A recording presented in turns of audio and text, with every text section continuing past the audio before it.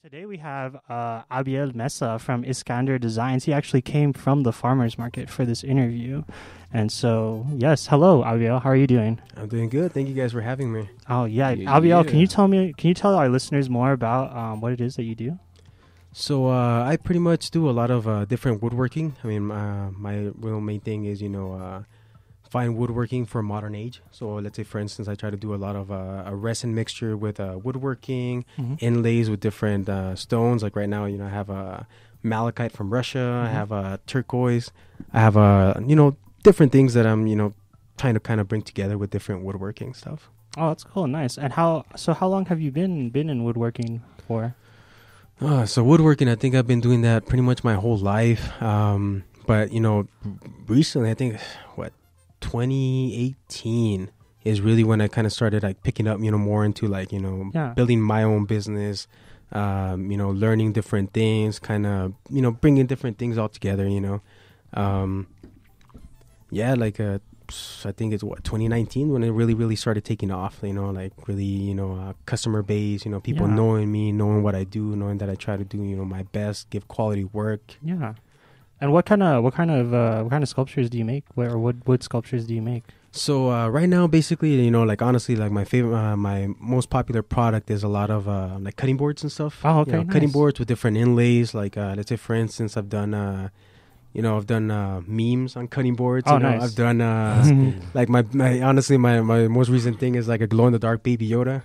Oh, that's cool. From the I didn't even know you could make wood glow in the dark. That's sick. Yeah, you have like little pigments and stuff on the resin, okay. And it kind of like. And then you do like the layering, right? Like okay, that's sick. Okay, so nice. That's like my most recent one. Other than that, like of course I have like the Organ Mountains, Zia symbols, I have road runners, that kind of, That's cool. the regular stuff. Is that your popular ones right there? The Zia symbol and all that? Yeah, the New Mexico stuff. Yeah, honestly, that's, because, before I kind of started doing, like, I would do, like, the typical, your name, like on a turquoise inlay, or, kind of little things like that. But then that's when I kind of started doing the whole, the organ mounts in the background, and then like have a little roadrunner in the front, and then those kind of started taking those off. layered designs. Yeah, and then cool. that's when it was just kind of like, all right, cool. I guess I got to start making more New Mexico stuff, Nice. Do you make bigger pieces? Are there like are there any pieces in town that our listeners could be like go try to find and be like, hey, that's Abiel's work? No, unfortunately, not yet. Not yet. Okay. Yeah, no, I'm slowly working in that direction. Like let's say, for instance, I started making like cutting boards, and then after I started making cutting boards, I started making tables, and then I started making. I have to talk to you about that cutting board. Yeah, man, I need one bad. There you go, man. I'll put the lab on it right in front. Oh, that'd be cool. Yeah, I like that. Yeah. That'd be cool. And like little by little, I keep kind of growing in that direction where I really want to hopefully start making like larger pieces. I told people I started making cutting boards, and now I'm making countertops. And then just kind of really get my name out there, because eventually I want to keep the woodworking piece, but also start making like like I've always liked knives, like swords, things like that. Yeah, so I eventually want to like build a forge and actually start like making my own stuff that way, and then like carving and stuff. Like I really want to get into carving, and I really want to keep growing that piece. Like I like a little bit of like 3D animation and modeling. So like I'll do like 3D printing. You know, like model my own stuff, 3D print it. Kind of heading in that direction. That's cool. Nice.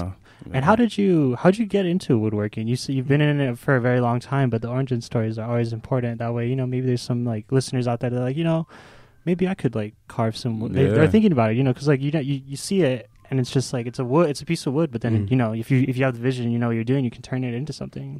Which you've been proving to do in the last few years. So so man, like my story is crazy, man. Because when I was, I'm from Juarez originally. Okay, like my family, I'm from Juarez.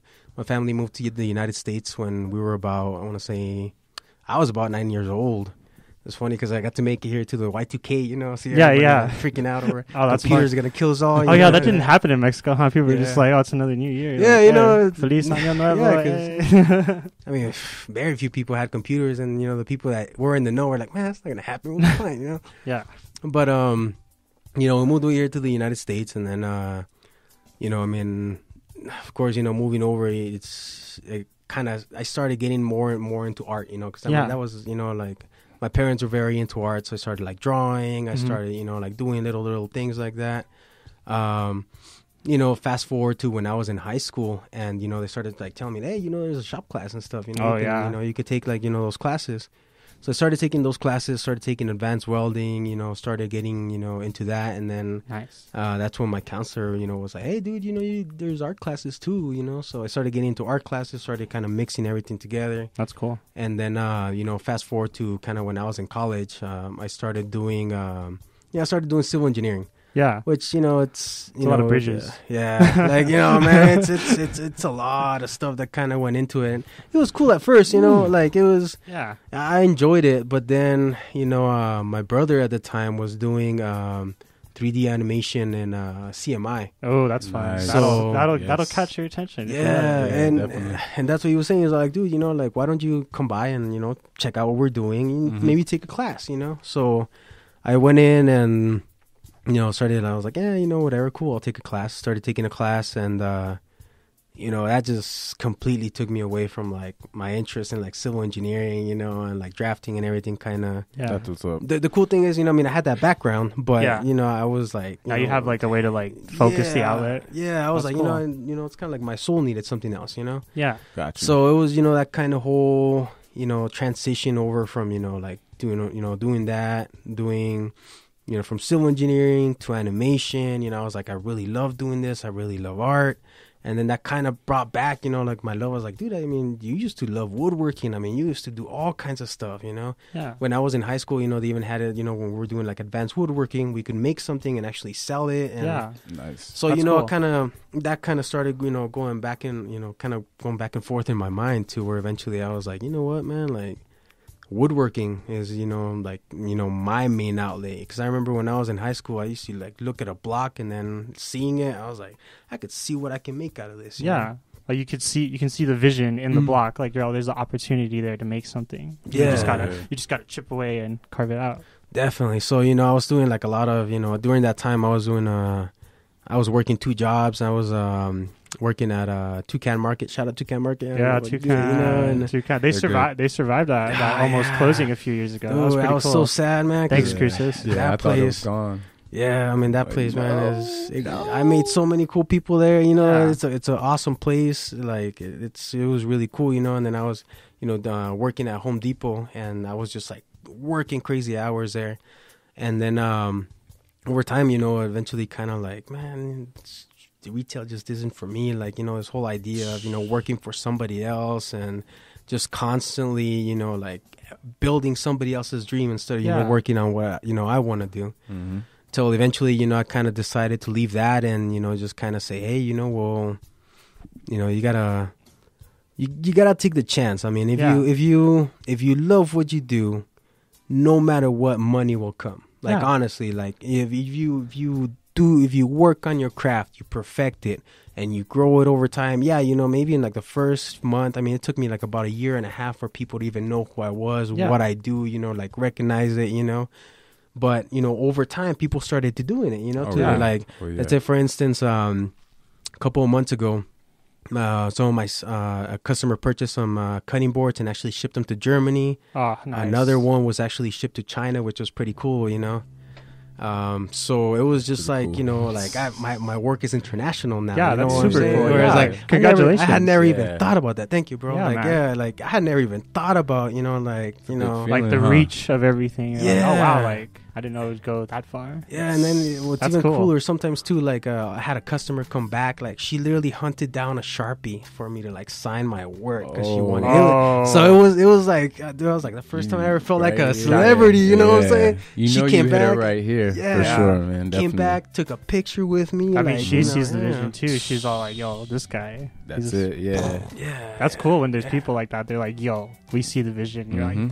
"Thank you, thank you." Yeah, You know no, what? for It's like real. you know why you're doing it Mhm. at the end of the day. Like you said, the money thing. Like you said, if you got your head in the right path and got that tunnel vision to your art, Mhm. that money's gonna come in no matter what. But Yeah. it's like at the end of the day, that's what you want is people to really feel it and Yeah, definitely. Because, you know, when somebody appreciates your work, you know, because, I mean, you got family, you got friends. Oh, cool, that's cool, man. You know, Yeah. everything, you know. But when somebody outside of your circle like goes out of their way and appreciates your work, that's when you're like, oh, you know what, you know, there really is something to this. Like, I really am working to something, you know.